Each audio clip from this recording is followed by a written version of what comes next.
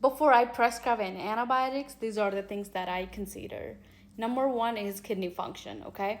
So kidney function, like we know that a lot of antibiotics they are cleared by the kidney, right? And poor kidney function can cause like drugs buildup and increase the risk of toxicity. Example like nitrofurantoin and our vancomycin. So we kind of like dose it based on like how their kidney is functioning, depending on their kidney function. If their kidney function is not great, then we probably have to pick the different antibiotics, alternative antibiotics that's good for them, okay? And number two is pregnancy. Some antibiotics we know that they cross placenta and can affect the fetal development, right? Examples are doxycycline and tetracycline. They're avoided in pregnancy because they can affect fetal bone and tooth development. And the way I remember the pregnancy safe drugs is by the word CAMP. So C for cephalosporin, A for amoxicillin, M for macrolides, and P for penicillin. This is how I remember.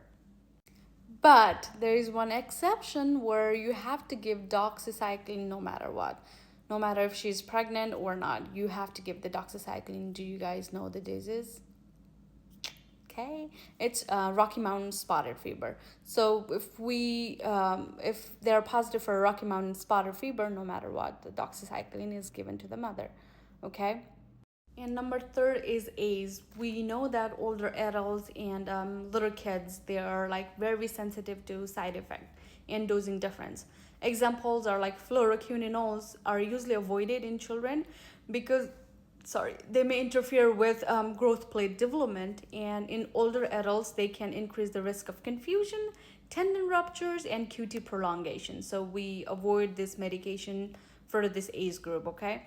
And four is drug interaction. Antibiotics can change how other medication work. Like it can increase the toxicity, right? So macrolides and fluoroquinones can interact with QT prolongation medication.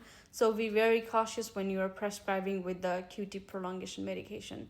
Okay, and with metronidazole, it gives you like metallic test and can cause like disulfiram like reaction with alcohol. So you have to tell your patient to avoid alcohol when they're taking the metronidazole.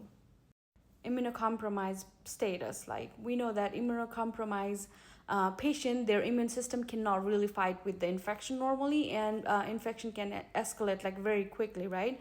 Examples like in severe situation like border coverage isn't like zosyn, vancomycins may be needed on the clinical picture. And education, like common side effect and education, you have to teach your patient about the common side effect and education. The examples are like tetracycline, they can cause like photosensitivity and esophageal irritation. So what I tell my patient is to use sunscreen and take it with full glass of water. And for metronidazole may cause like metallic test, right? And disulfiram like reactions, so avoid alcohol. And rifampin can turn like urine and bloody fluids orange. So tell them like it's normal to have the orange urine with the rifampin. Yeah, that's about it. Follow me, guys. Bye bye.